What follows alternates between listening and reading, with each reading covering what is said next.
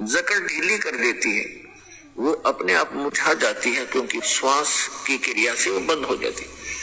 और फिर उससे जो हम जीवा का अभ्यास करते हैं, जो तालु है ऊपर जहाँ सरोवर है, जिसको मान सरोवर कहते हैं शरीर में, जहां पर यह अमृत भरा हुआ है, उसका नीचे का सुराख थोड़ा सा खुल जाता है, उससे फिर अमृत टपकना प्रारंभ करता है।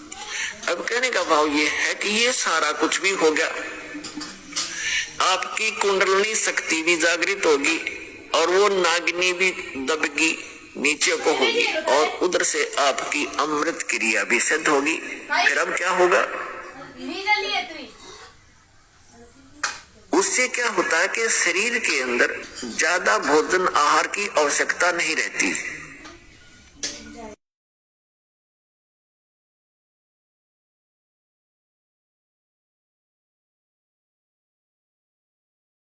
लाख वर्ष तक बैठ कर चले गए, फिर गधे की योनि पाई। इन क्रियाओं से क्या लाभ हुआ, जैसे खेत संवार लिया, बा दिया, घास उसका अड़ंगा खत्म कर दिया, और बीज बोया नहीं, बीज है नहीं, गेहूं के स्थान पर भांग बोली, यानी सत मंत्र ना जाप करके अन्य मंत्रों का जाप कर दिया, वो भांग बोली। तो भांग जीवन रक्षक नहीं है, जीवन नाशक है। तो अन्य मंत्रों से सिद्धियां आ गई इन ऋषि महर्षियों के पास, जो इनके जीवन की नाशक बन गई।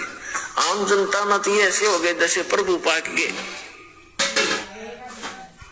आम जैसे जनसाधारण के लिए तो ये बहुत बड़ी बात होगी। जैसे अगस्त ऋषि जी ने सारे जीवन में डले ढोकर एक सिद्धि प्राप्त की, सातों समुद्रों को एक ही घूंट में पी लिया, और फिर प्रार्थना करने पर इनको वापस छोड़ दिया। तो फिर क्या अमर हो गया। आम आदमी के लिए तो बहुत बड़ी पहाड़ है, 1 क्विंटल पानी नहीं पी सकता एक आदमी, तो 10 किलो मुश्किल से पिया जा को गढ़ाई मर पड़ गए, और उसने सातों समुद्रों को पी लिया। तो जनसाधारण के लिए तो भगवान सिद्ध हो गया वो, लेकिन कख नहीं था। वेदांतम ज्ञान की तराजू में उसको तोल कर देखेंगे, -0 था वो। ये ज्ञान जब हृदय में समा होगा, क्योंकि समाएगा, क्योंकि हमने रामायण घोटरा की महाभारत कंठस्थ याद कर रखे थे, उनके दादे परदादा के नाम घोट रहे, जिनकी कभी जरूरत नहीं हमने, हम इसे मूर्ख थे। अब हमने अपने कुल को याद करना पड़ेगा। कबीर साहब क्या कहते हैं, कबीर कुल खोए कुल होत है, कुल राखे कुल जाए, राम ने कुल कुल भेंट लो, सब कुल रहा समाए। परम पिता परमात्मा सदगुरु राम कहते हैं की जय हो। कुल खोए कुल होत है और कुल राखे कुल जाए।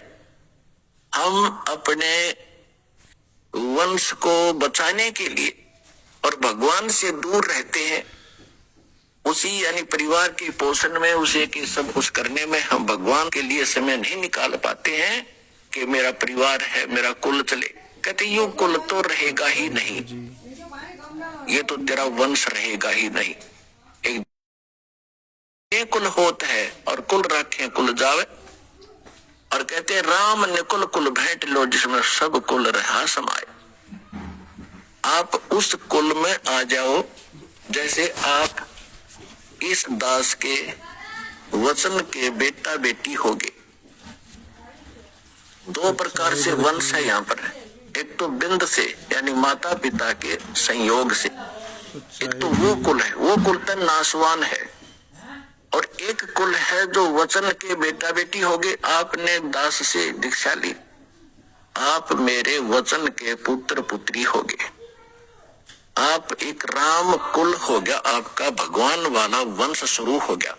अब आपके जो बच्चे आ रहे हैं वो भी दास से दीक्षित होंगे, तो ये कुल आपका सदा रहेगा, और सतलोक में जाके वो कुल फिर अविनाशी बन जाएगा।